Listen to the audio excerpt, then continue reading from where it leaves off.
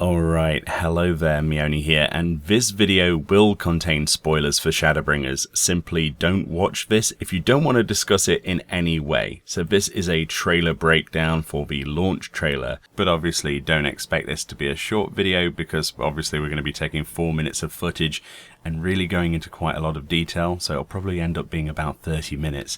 So I'm not going to apologise for that, I'm incredibly hyped. So here we are after what was probably the best E3 experience from Square Enix in a very, very long time. Naoki Yoshida took to the stage specifically last night midway through the presentation, and they dropped a brand new launch trailer for Shadowbringers, which is what this video will be talking about specifically, and this will be a breakdown and discussion. Firstly, it's very important to break the video down into scenes, piece by piece, and then I'll give you my own impressions at the end. Okay, so the first thing we actually see in this trailer is the Warrior of Light, now the Warrior of Darkness, presumably walking through an area that's most likely Lakeland, with that purple tinted vegetation, clutching his head similar to how in the original 3 trailers we saw the Warrior of Light stumble around seeing flashbacks of previous memories.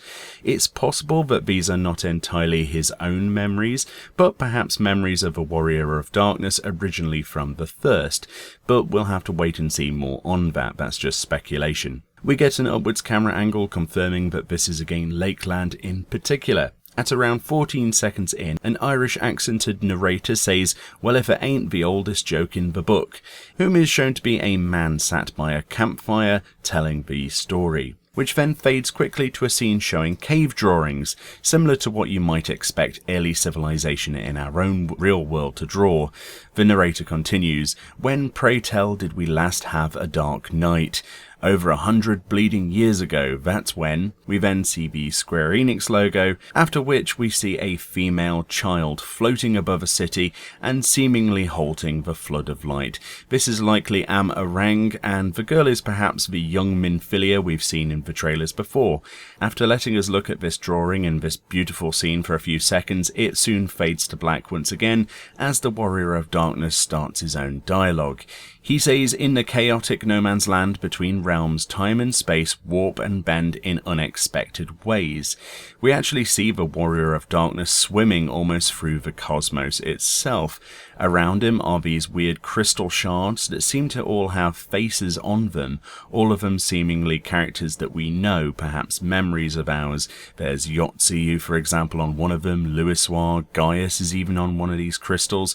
These are perhaps our own memories of people we know, and for some reason we're trying to reach out and grab them. Or is it something more? The Warrior of Darkness does try to catch his own crystal with his own likeness on it, but it actually slips past his grip. During this section you can actually hear faintly in the background the Warrior of Darkness from the past talking. It says, "We did everything right, everything that was asked of us, and still it came to this," which of course you'll no doubt remember from the Warrior of Darkness arc. We then see another mural of Am-Arang, basically the first version of Uldar then, with the Sin Eaters here in the sky, corrupted beings of light and the flood of light itself below, depicted as a wave about to wash over the city. At the same time, we hear an unknown narrator speak, "What Urianger saw was the future." We then see a being shrouded in an explosion of light, which is probably Minfilia, and for a few frames you can actually tell it's a female. At this point the music turns into a chilling piece as they drop the Shadowbringers logo. We're about 56 seconds in at this point and already have a bounty of storyline, but that's not where this stops. The story train keeps on rolling. You'll see now in this scene as well that Alice and Alphino are in attendance with a character that could be G'raha Tir here in a different looking outfit. The reason I say that is because of his armwear. It's near identical to the stuff that G'raha Tir wears on his hands, but minus his crystal hands. It could just be a new NPC or something, but it's probably G'raha Tir. And there's actually a white carbuncle on screen as well. Then we see some more Sin Eaters during this scene, this time flying monstrosities, and they're heading right for the city of the Crystarium, so perhaps this is taken from an early Defend the City plotline. We then see the Warrior of Darkness moving through the forests of Lakeland as the Kuribu from the first original trailer appears, literally looking like it was summoned from the light itself. It's at this point we get more dialogue from an unknown voice. That's how the Sinators came to be. They were once living creatures, or people that were caught in the path of the flood. Once the change is wrought, there is no going back. The footage shows people actually transition into Sin-Eaters here from their humanoid forms, such as this beautiful Caribou and many other monstrous beings. People are cowering in fear next to trees as they're consumed by the light. It's absolutely terrifying and awesome at the same time. We actually see the Sin-Eater here, which I like to call the big licky guy with his mind flayer alien tongue and insanely scary face doing his work. I love that one in particular. It's probably my favourite so far I've seen. Then text is shown saying, across time and space a voice beckons the warrior of light. So that's probably inferring Grahatir, no doubt. Next we have a scene featuring Alphino, Alice in the foreground, and another character I can't recognise there on the left, probably Orianger, with the Warrior of Darkness pushing into a field full of Sin-Eaters, a literal field. It looks like a farmstead, and if you remember a long time ago at FanFest they showed us an instance they talked about that kind of looked like a place on fire that was located in an outside area. This is likely that then, and this is probably showing the trust system in a dungeon run. The dialogue over this sequence says, the eternal light of these creatures has confounded us for nigh on 100 years. For each we have put down, another has risen up in its place, born of the self-same ether relinquished by its predecessor. This scene goes by pretty quickly with clips of monsters and fight scenes. There's a scene fighting corrupted scorpions in a forest, more winged things in an area that seems to have this sort of elegant kind of metal stuff in the background in the sky there. More scorpions and soldiers getting killed by them. There's a white bear in the middle of those monsters, and this other soldier gets picked up by one of the flying monsters as it screeches away. We then see a Viera dancer in the same guard uniform. This is probably the crystarium guard outfit, slicing away at a flying Sin-Eater. More of a burning town dungeon or whatever that is again with some monsters, and you can see a dead Auror male in the foreground, so perhaps we're actually here to save the town and came a little bit late. There's a lot of repeats in this trailer of fighting the same types of Sin-Eater and repeat scenes.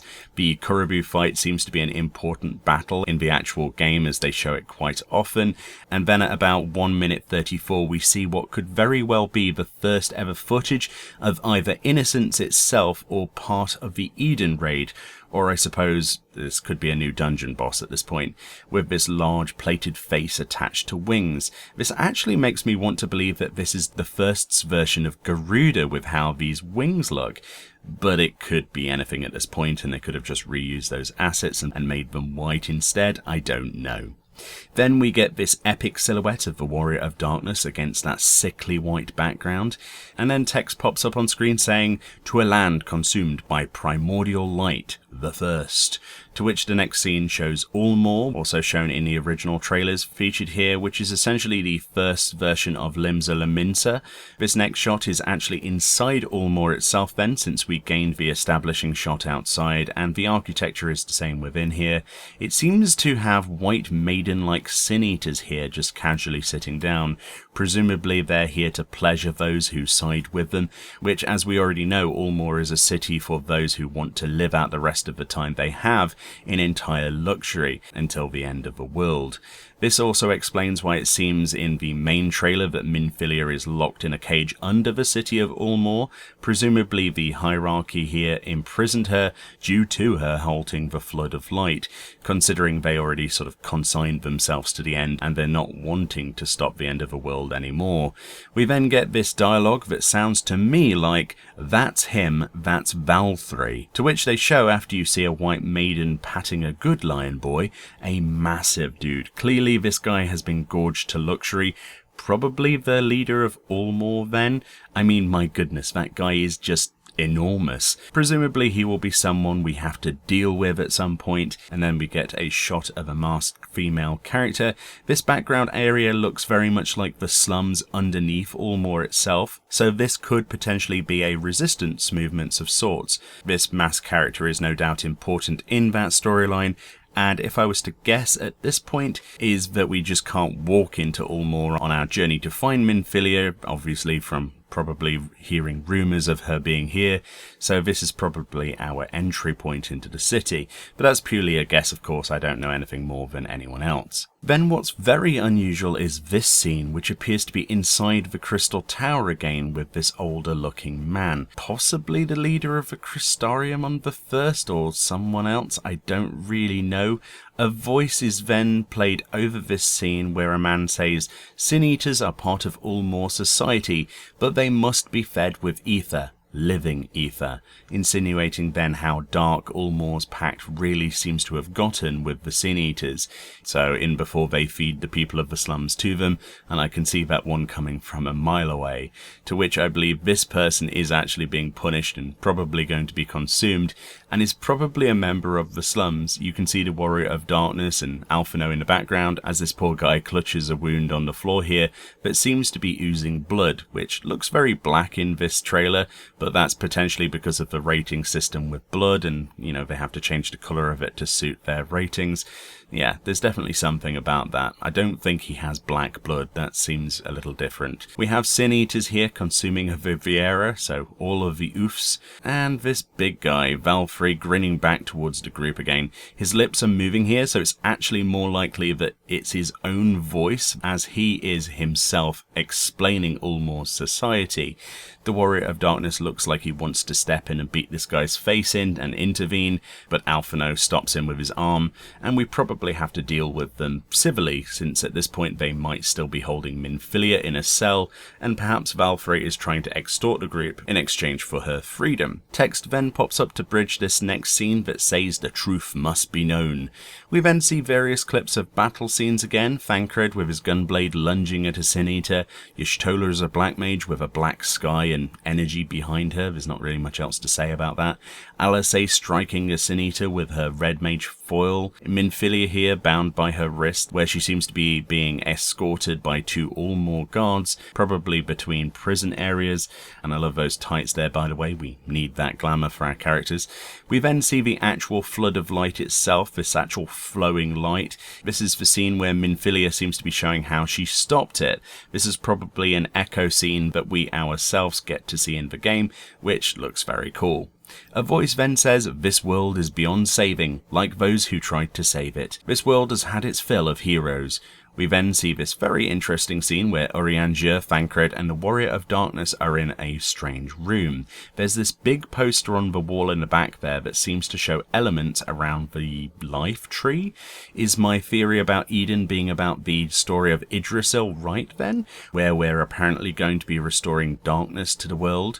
Does this also mean the elements themselves, as clearly they are all labelled here? It says Umbral below the wheel and the elements, which is very exciting to speculate about. In the next scene we see Graha Tyr inside the crystarium, talking to a figure that I can't really tell who that is, and then this pixie summons out of a ball of light, which is sure to make quite a few people happy. The literal request to have new pixie skins for scholars' pets or minions is pretty much guaranteed when I see this, and how beautiful is that design, oh my goodness. Next up we see a Viera Dragoon rushing through a forest towards the screen. This is actually very likely in the Raktika Greatwood, judging by the landscape and colour around this scene. We then get another shot of Alphino in eulmore again, looking pretty pissed. He really does seem to be taller. I don't know if it's just me, but it could be just his outfit, but he definitely looks like he's aged a little bit in this expansion. We then get more text on screen. This time it says, "And a hero harness, light and dark." To which we now get crazy footage. This is none other than Solus Zos Galvus on the first. The important thing here is that if you look where he is standing in the background, this does look like the crystarium, so that means he is in the first with us. All sorts of implications. He does the whole Ascian thing where he gets a glowing mask as he puts his hand to his face. So yeah, Solus during our battle on the first, that's going to be pretty interesting to say the least. Holy moly. The next scene shows a place on fire. This actually looks like a dungeon underground or something. This could be remnants of the Ronkan Empire, or I don't really know. It's clearly a dungeon though, as it seems to be showing the trust system with the NPCs joining the fray, and Urianger there is casting his astrologian spells, preparing for another wipe. The next scene that we flick to is the one from earlier in the video I talked about that looked almost like there was this elegant structure in the sky or something. We can see it better here, but still this is a weird sort of set piece.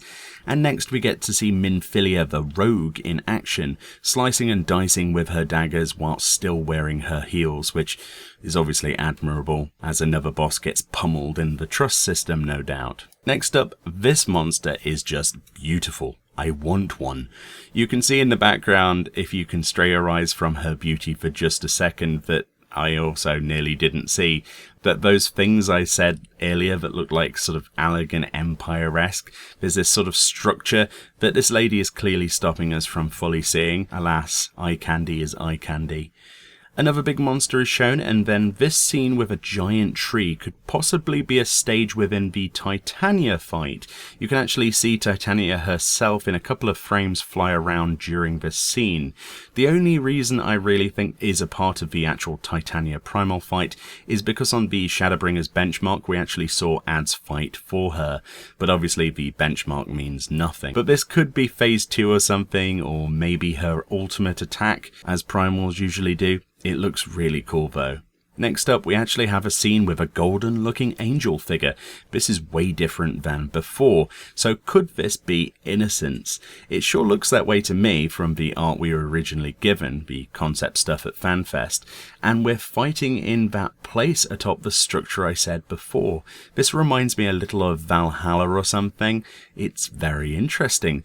Those swords coming out of her back looks just awesome. And then at the end of this small scene there seems to show the boss's ultimate with swords falling from the sky or something. Man, that looks really cool, and I cannot wait to take part in that. Next up we actually see Gaius and a certain someone talking, a staff clonking on the floor in the next scene, possibly from Grahatir sending us to the first or showing us something, and then we see Alice, Alphino and the Warrior of Light here. Haurchefant's Heavensward book full of his journals is shown here briefly with a hand touching the book, and then we see Grahatir again, this time propped up sitting next to a rock. We then see this mysterious character from before, which I actually thought, if you remember, might have been the leader of the crystarium, this time take a sword blow from Thancred and miss entirely, as this figure easily dodges with his hands behind his back.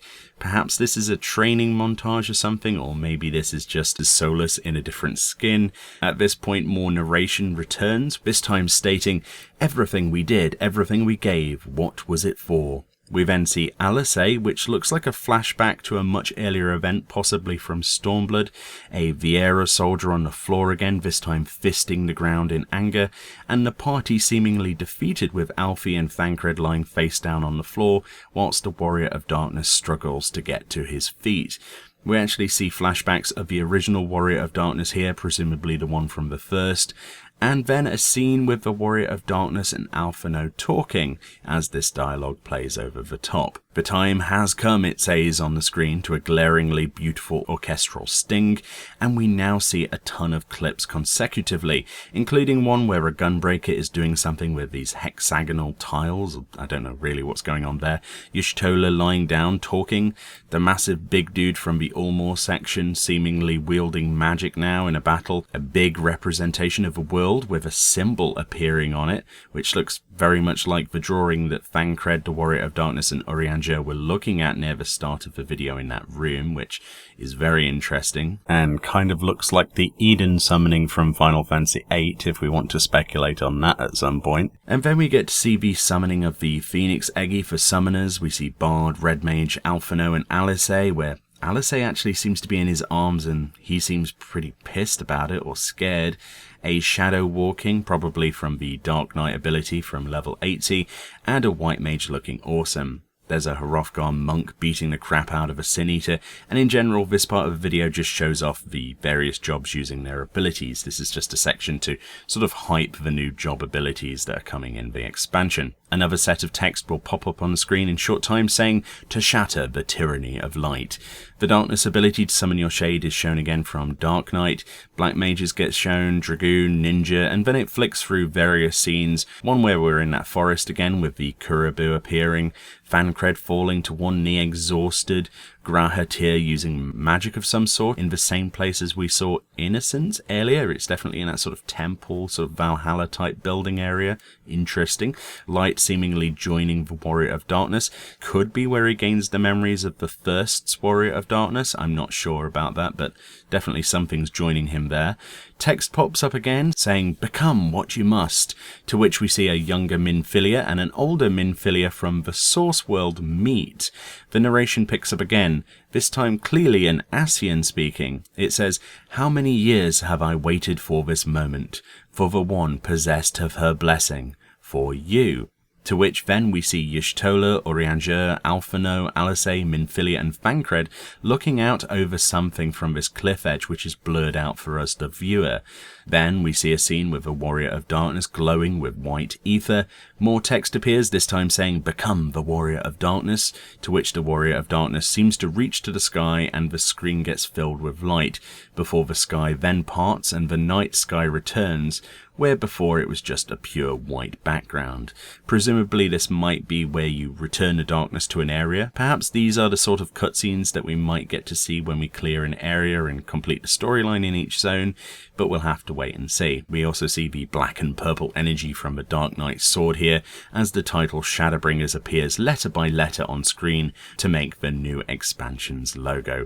And that would be all of this trailer as it fades to black and the music fades out, but it certainly isn't the end, as we get an extra scene, and this, my friends, is what the internet is going truly crazy over currently. A voice says, through prayer and sacrifice the will of the star was made manifest. A voice then sounds like Thancred says, I'm sorry, I can only assume I misheard. It sounded an awful lot like you were implying that both Zodiark and Hydaelyn are not gods. To which the Ascian voice responds, they are gods after a fashion, yes. The eldest and most powerful of primals. The scene in question itself actually shows Thancred, Minfilia, Y'shtola, Urianger and the Warrior of Darkness walk through those caves from earlier at the start of this trailer and look at all of the cave markings. Clearly the markings show Zodiark in black, Hydaelyn as this white mark, and then there's a red mark behind them. The Ascian talking is none other than Solus himself, and the last bit when he says of primals actually gave me the shivers and the willies in real life for sure. And then obviously the release date for July 2nd pops up, yada yada. So holy crap, this trailer. Where to begin? I broke that down as much as I could scene by scene so that we didn't miss anything, so we could talk about it. But what does this really mean? The Warrior of Light is tempered to Hydaelyn, and that's why you can't be tempered by a lesser primal like other people? Are Ascians tempered to Zodiark then, which is why they have the gifts they have? So much of the game's storyline can be looked back on now and rejudged, and that's pretty interesting. It makes me pretty happy to know that my prediction that Hydaelyn was just another primal being was right, but now I'm like, what does this actually mean for the storyline? Are we going to be able to defeat Hydaelyn at some point? But if we did that, wouldn't we lose the Echo and our powers of immortality? It's very much a mind-blowing thing to hear, as you no doubt sit there as well and go, what? As much as I have. By becoming the Warrior of Darkness, how does that affect us being one of Hydaelyn's thralls then? Does it strengthen it or weaken our bond to her? There's so many questions that this opens up. I mean, let's be honest, this makes Stormblood seem like a side arc and we're finally getting to the main plot again. It's incredible to think what this could mean for the storyline. Does this mean then that there is a true god above Hydaelyn and Zodiark themselves? Creator of the creator, if you will? It's going to take a very long time for people to figure all of this out, even when we have more information from the expansion itself. It does, however, seem like a massive lore bomb to drop in a launch trailer, if I'm honest. This is, whilst enormous and interesting, it really does impact the game's main storyline in a very big way. So if they want to get new players into the game and they watch this, was it really a good idea to include that in the launch trailer for this expansion? I'm not so sure it was a good idea. I don't know. There's plenty more I could sit here and waffle about, but I wanted to just take the time to break it down, read out those dialogue portions, and really analyze what we had in this trailer itself. And I can't really explain any more than what we have. This is going to actually make my brain work overtime for a very long time to come, including after we actually get the expansion. It's only going to get more interesting over time. I'll probably do some speculation videos at a later point after I end up absorbing all of this information a little more. But for now, I mean, wow, what a trailer. Either way, a link to this incredible trailer should be in the description of the video. Go and watch it and let me know what you think and if I missed anything. And I'll indeed see you all next time. My god, Square Enix definitely won E3.